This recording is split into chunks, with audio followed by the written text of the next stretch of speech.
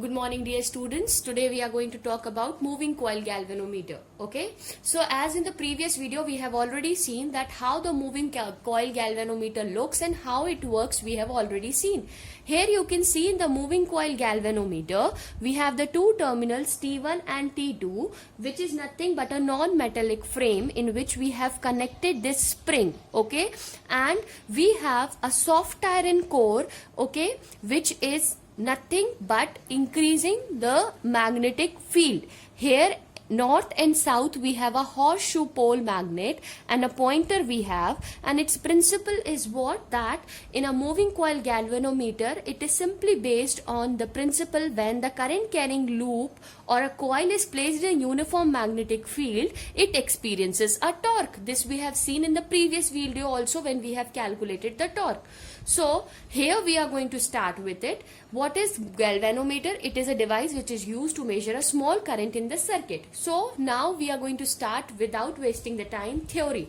What it says that in this we can see here we have a magnetic field that is represented by B. I is a current flowing and L is the length of the coil, B is the breadth of the coil, and this is nothing, length into breadth is nothing but the area of the coil which we have denoted by A, and N is a number of turns.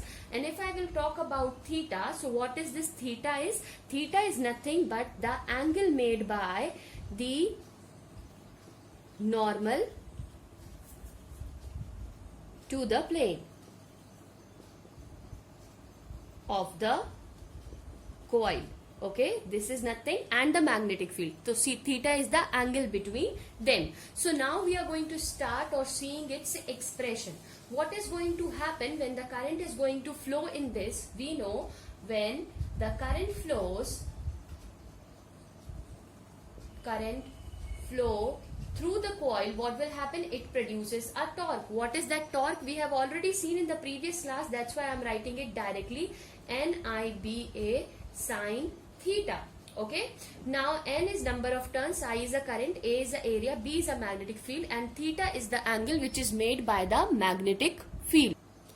Now here we can see that the theta is the angle or which is made by the plane of the paper and the magnetic field. Okay. If this angle, this sine theta is 90 degree, okay, when this will be 90 degree, in this is the condition when the theta is 90 degree is possible only when we have a cylindrical poles, or we can say a radial magnetic field we have. What will happen when we have a radial magnetic field? We have seen in the video also, in whatever condition this radial magnetic field or this conductor is moving, in that condition you can find that your magnetic field will be exactly perpendicular to the plane. So in this condition we have the sine theta will be 90 always. So we can say here that that sine 90 we already know that sine 90 value will be 1. So I can write here theta is nothing but NIAB.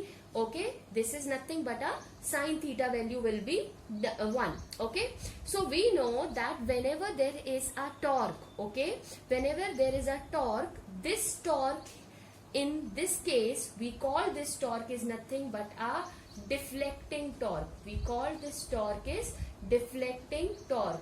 Okay, why this torque produced in it? When the current flows in this conductor, we have seen in the video that one current is flowing in the upward direction, one is flowing in the downward direction. So the torque is produced, and that deflecting torque is showing the deflection in the galvanometer. When the galvanometer is showing the deflection, so this twisted pair, or I can say this spring, what will happen? Here in this condition you can see the restoring torque is developed.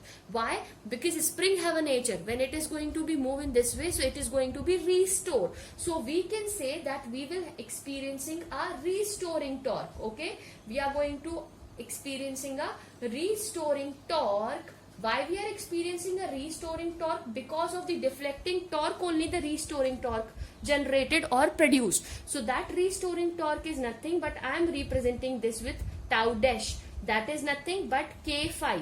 Now what is this phi? Phi is nothing but the deflection or the angle. Okay, I am writing it here deflection or a angle. So this is nothing but a K phi. So for the equilibrium, what we can say here, for equilibrium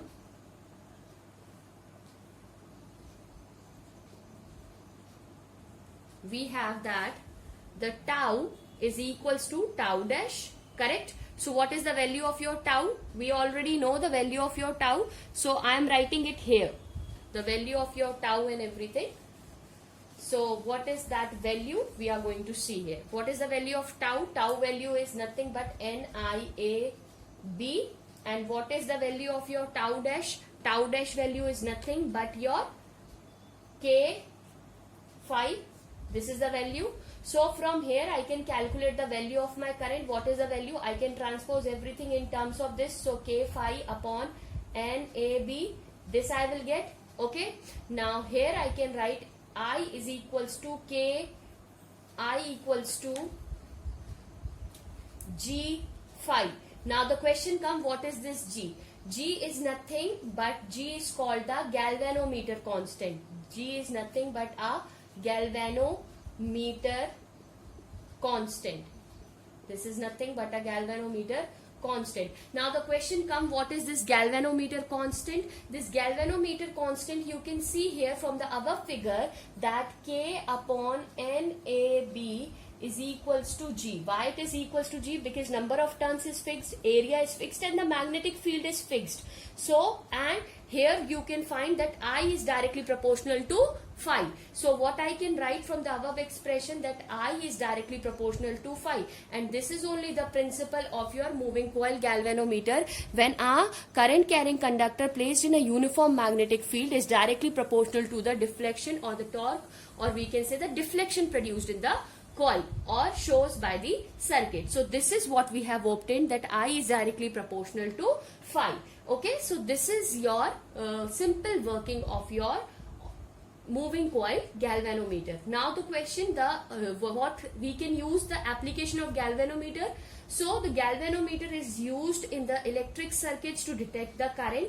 It is used in a Wheatstone bridge. Okay, it is also used to convert the ammeter into an it is also used to convert a galvanometer as an ammeter, or galvanometer can be converted as an voltmeter, or it is used an ohm meter by making some special arrangement in it. Okay, so this is all about your moving coil galvanometer. Thank you.